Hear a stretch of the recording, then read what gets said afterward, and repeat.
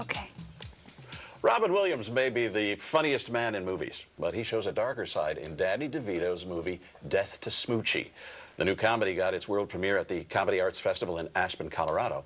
And as Linda Grasso shows us, it was a party that wouldn't stop.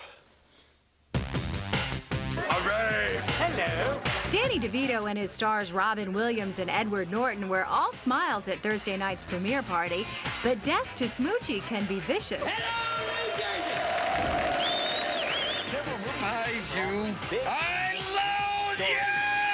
Robin plays a kiddie show host out to kill the pink rhino who put him out of work. The nastiness of the whole piece was what got me into it. You know, we're always looking for a movie to take our kids to.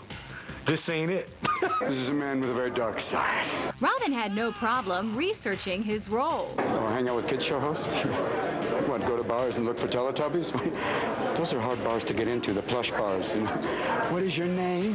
My name's Fluffy Rabbit. I'm at fluffy.com. You know, I've never done a movie with a guy in a fuchsia rhino suit. If you can get me to put on a pink rhino suit, you know, it's got to be a pretty safe environment. I mean, I'm not going to do that for any jackass. Lily Tomlin helped celebrate along with South Park's Trey Parker and Matt Stone.